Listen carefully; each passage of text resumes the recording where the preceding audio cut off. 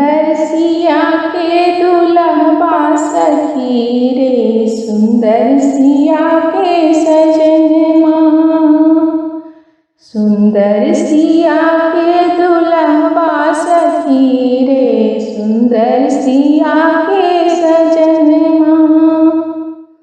राजा जनक जी कठिन प्रण ठानल, राजा जनक जी कठिन प्रण ठानल। धनुष दिहल ओठंगाए सखी रे, सुंदर सिया के दुल्हबा। धनुष दिहल ओठंगाए सखी रे, सुंदर सिया के दुल्हबा। सुंदर सिया के दुल्हबा सखी रे, सुंदर सिया के सजनमा। सुंदर सिया के दुल्हबा सखी रे, सुंदर सिया के सजनमा। देश विदेश से भूप सब आयल, देश विदेश से भूप सब आयल। ठाढ़ रहल पछताए सखी रे, सुंदर सिया के दुल्हबा। ठाढ़ रहल पछताए सखी रे, सुंदर सिया के दुल्हबा। सुंदर सिया के दुल्हबा सखी रे, सुंदर सिया के सजनमा।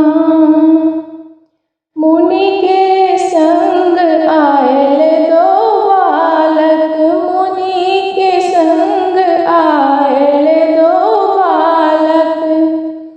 धनुष कैल तीन खंड सखी रे, सुंदर सिया के दुल्हबा। धनुष कैल तीन खंड सखी रे, सुंदर सिया के दुल्हबा। सुंदर सिया के दुल्हबा सखी रे, सुंदर सिया के सजनमा। सुंदर सिया के दुल्हबा सखी रे, सुंदर सिया के सजनमा। बेल विवाह परल सिर सिंदूर, बेल विवाह परल सिर सिंदूर। राम ले उंगली धराए सखी रे, सुंदर सिया के सजनमा।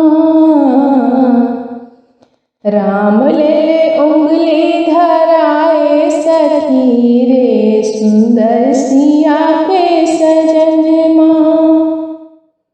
सुंदर सिया के दुल्हबा सखी रे, सुंदर सिया के सजनमा।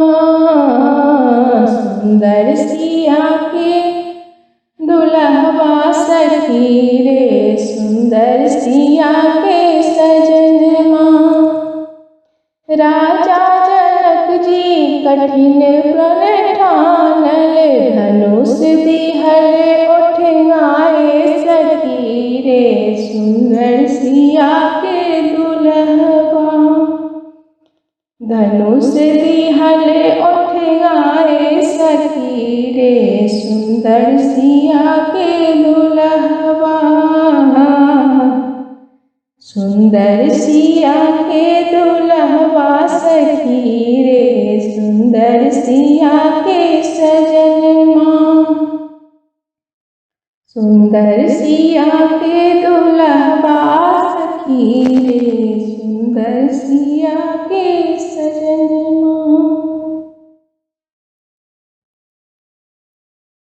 सुंदर सिया के दुल्हबा सखी रे, सुंदर सिया के सजनमा।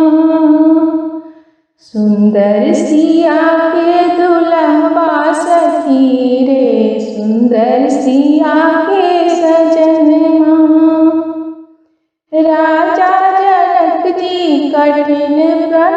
ठानल, राजा जनक जी कठिन प्रण ठानल। धनुष दिहल ओठंगाए सखी रे, सुंदर सिया के दुल्हवा। धनुष दिहल ओठंगाए सखी रे, सुंदर सिया